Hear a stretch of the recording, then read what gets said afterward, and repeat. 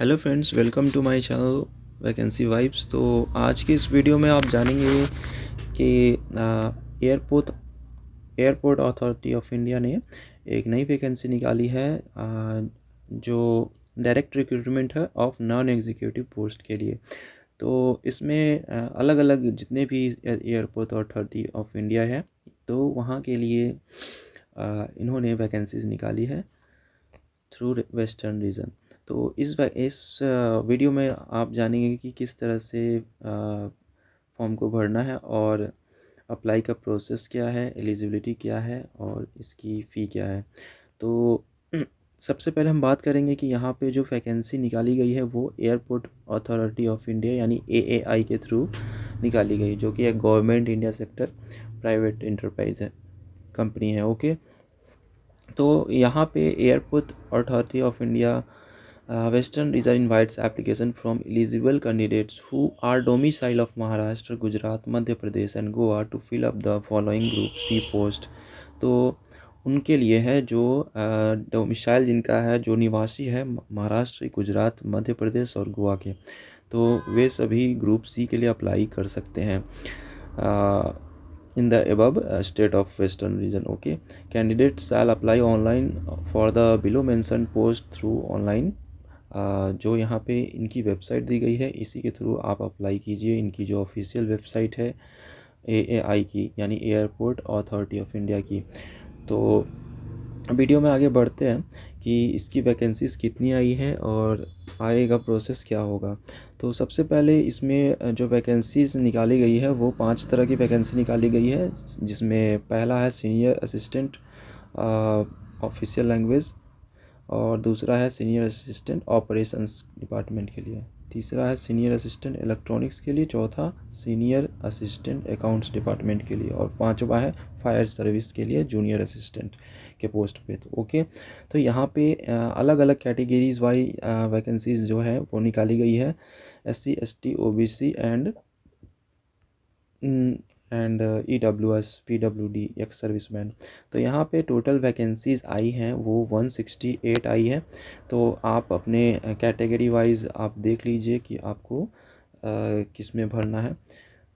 उसके बाद यहाँ पे इन्होंने और डिटेल नोटिफिकेशन दिया है कि इसकी एलिजिबिलिटी क्या होगी।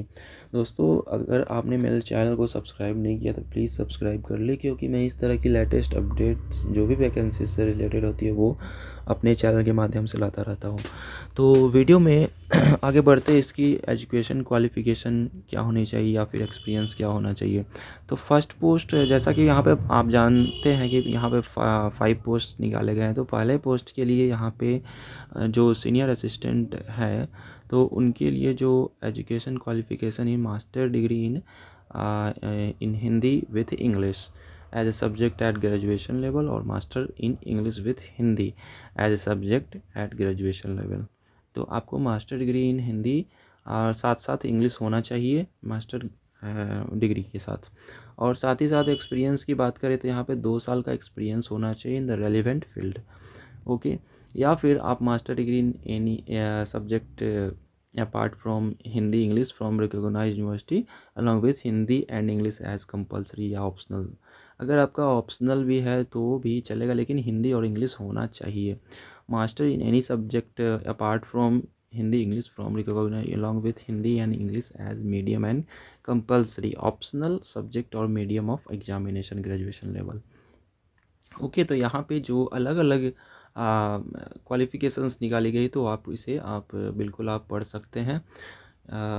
और सेकंड पोस्ट है सीनियर असिस्टेंट के लिए। तो इसमें ग्रेजुएट विथ LM भी लाइसेंस होना चाहिए, यानी लाइट मोटर व्हीकल लाइसेंस आपके पास होनी चाहिए, और diploma in management will be prefer. अगर आपने मैनेजमेंट के में डिप्लोमा किया हुआ तो आपको प्रेफरेंस मिल सकता है, और साथ ही साथ आपको 2 साल का एक एक्सपीरियंस होना चाहिए इसमें। और थर्ड है हमारा सीनियर असिस्टेंट इलेक्ट्रॉनिक्स डिपार्टमेंट के लिए। तो यहाँ पे आपको डिप्लोमा इन इलेक्ट्रॉनिक्स कम्युनिकेशन यहाँ पे करना ज़रूरी है। ओके, और दूसरी बात, यहाँ पे भी आपको एक्सपीरियंस का डिमांड किया गया है, 2 साल का एक्सपीरियंस होना चाहिए। और फोर्थ पॉइंट है सीनियर असिस्टेंट अकाउंट्स पोस्ट के लिए। तो यहाँ अकाउंट्स जैसा कि है तो यहाँ पे बीकॉम मांगा गया है इसमें, graduate preferably BCom with computer literacy test in MS office, और यहाँ भी इन्होंने 2 साल का एक्सपीरियंस मांगा है। 5th पोजीशन है यहाँ पे कि 10+3 years approved regular diploma in mechanical या ऑटोमोबाइल या फायर विथ पास मार्क्स। तो यहाँ पे आपको 10+3 ईयर्स का जो क्राइटेरिया होता है वो फिलअप करना होगा, फुल करना होगा। उसके बाद ही आप जूनियर असिस्टेंट फायर सर्विस में भर सकते हैं, या फिर आप 12 पास है, रेगुलर स्टडी है आपकी विथ पास मार्क, तो यहाँ पे भर सकते हैं। और यहाँ पे ड्राइविंग लाइसेंस का भी होना ज़रूरी है। आपके पास हैवी व्हीकल ड्राइविंग लाइसेंस या फिर मीडियम व्हीकल लाइसेंस होना चाहिए, एटलीस्ट कम से कम 1 साल before date of advertisement. Okay, तो यहाँ पे लाइट मोटर व्हीकल के लिए भी मांगा गया है, लेकिन उसमें 2 साल का से पहले होना चाहिए, जब से ये नोटिफिकेशन निकली है तब से। और साथ ही साथ जब इस पोस्ट के लिए आप अप्लाई करेंगे तो यहाँ पे आपको लिखा हुआ है कि ड्राइविंग टेस्ट भी देना पड़ेगा, तो उसके लिए भी तैयार रहें।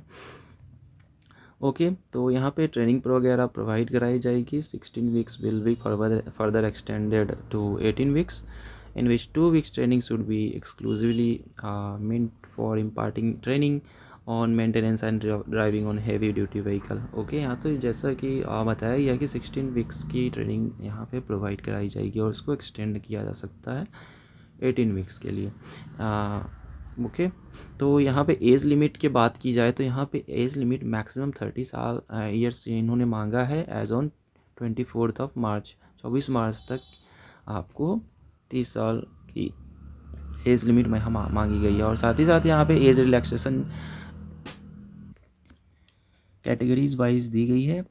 यहाँ पे अपर एज लिमिट है 5 years for SC/ST and 3 years for OBC non creamy layer के लिए। ओके, तो PWD कैंडिडेट के लिए भी 10 ईयर्स की यहाँ पे एज रिलैक्सेशन मिली है। तो साथ ही साथ अब हम बढ़ेंगे कि इसके अप्लाई की डेट क्या है। तो ऑनलाइन रजिस्ट्रेशन वो अप्लाई होंगे 25 फरवरी से। ओके, और लास्ट डेट इसकी है वो 24 मार्च है। और इसका जो भी ऑनलाइन एग्ज़ामिनेशन होगा तो इसकी और जो ऑफिशियल वेबसाइट है आप वहाँ पे जाकर विज़िट करके और वहाँ पे जान सकते हैं। तो सबसे पहले आपको फॉर्म भरना है। साथ ही साथ हम अब इसकी पे स्केल की बात की जाए तो यहाँ पे सीनियर असिस्टेंट ग्रुप C की 36,000 के साथ स्टार्ट है। साथ ही साथ जो भी इसके फैसिलिटीज़ हैं वो मिलेंगे। साथ ही साथ जूनियर असिस्टेंट के लिए भी 31,000 से स्टार्ट है। ओके, तो यहाँ पे बाकी की जो सैलरीज़ है वो यहाँ पे डिटेल में दी गई है, तो आप इससे ज़रूर चेकअप कर लें। और यहाँ पे आप इंडियन सिटीजन्स होने चाहिए या और national only Indian national who are domicile of Maharashtra, Gujarat, Madhya Pradesh and Goa can apply for the above post. Okay, बाकी किसी भी राज्य के भर नहीं सकते। यहाँ पे साफ साफ इन्होंने लिखा महाराष्ट्र, गुजरात, मध्य प्रदेश एंड गोवा के लिए अप्लाई कर सकते हैं इन द एबव पोस्ट। तो ये था हमारा आज का नोटिफिकेशन। और अगर आपने मेरे चैनल को सब्सक्राइब नहीं किया तो बिल्कुल सब्सक्राइब कर ले, क्योंकि इस तरह की वीडियोस मैं लाता रहता हूँ और जो भी डिटेल होती है, जो भी जानकारी होती है वो मैं देते रहता हूँ। मिलते हैं नेक्स्ट वीडियो में, तब तक के लिए thanks, keep watching and happy learning.